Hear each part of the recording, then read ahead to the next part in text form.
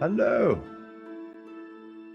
I am the curator of stories. Stories of love and hate, greed and beauty, life and death. Stories such as this one. The curator of the Dark Pictures anthology bridges between the player and the story, being very aware of what they've done, but also much more aware than the player about what's actually going on in the story and what the context is and what the scenario is. What do you think happened to this guy?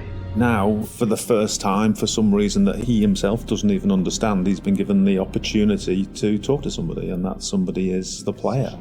As far as he knows, it's always been him that's done this job, and nobody else. And within his library is the story of everybody's life and death. There's even rooms in there that he can't remember ever going in, but he's way too busy to go and explore because there's always another end of life to record and document. Clothes are so important because they provide an insight into the character.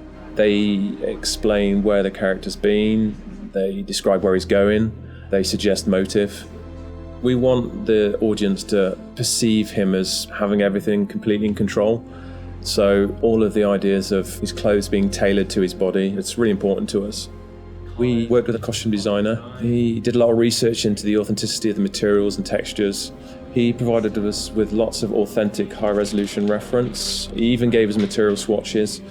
It was really useful for us because looking at the folds, looking at the visual language of cloth, how do they sit on the character? Is it working from a distance? What's the weight of the material?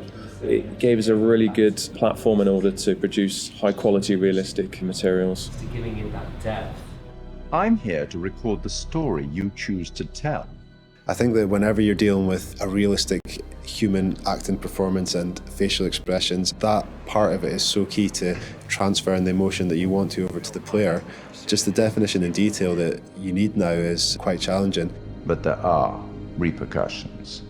In terms of cameras, it's quite interesting as well because we've talked a little bit before about how we use skewed angles, upshots, tilts and all that kind of thing to create this feeling of unease and anxiety in the horror moments. And for the curator, it was quite the opposite actually. He's very much in control and he knows everything about the game you're playing and he's very much at home in his own environment. So we took the approach to have a lot more flattering shots, a lot more level shots. You look at him at a natural height. You're never like below or above him and it creates this veneer of control. It's almost like it's very straightforward and he's just delivering you these statements. You see, we each make decisions according to our own moral compass. And of course he's British.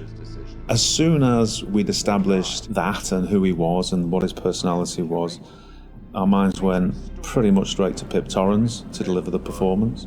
And Pip's done a brilliant job bringing everything that we wanted in the curator to life on the screen. And pretty much everything that we shot was nailed on first take by Pip. But the truth of this story isn't fixed. Far from it. A story can change a great deal when told from a different perspective. One thing that was really important for us with the art direction was to somehow differentiate him from the rest of the game that you're experiencing.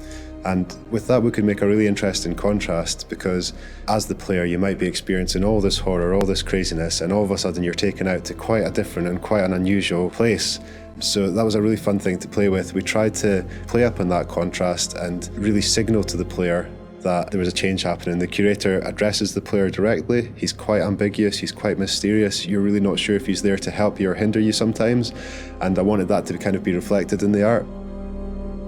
The corridor that he is in at the start of the game and where you see him a lot of times, we wanted to get this feel of an almost infinite corridor that's got this maze-like feel.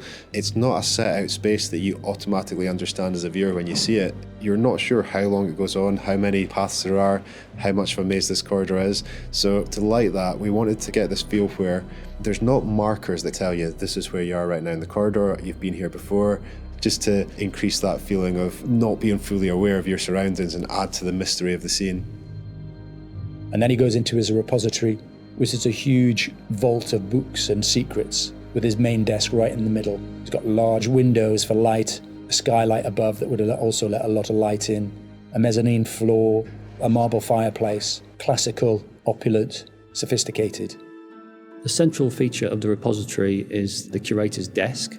So we researched how that might look and wanted to make it look a big, substantial piece of furniture. We added a lot of scroll work and detail to the front and rear. All of the things that you'd expect, the brass fittings for the drawers. There's quite a lot of detail went into that, and we thought we might be seeing that quite close as well again. So in the end, it fits nicely within its environment. It references some of the Victorian era detail that you might see on a piece like that. The creator has the ability to access stories through the pictures on the wall. They're almost portal through to another world. And that all had to fit within our architectural environment. So we looked at very ornate framings, large pictures that would hang on the walls, that would feel correct and not out of place, and something of this nature.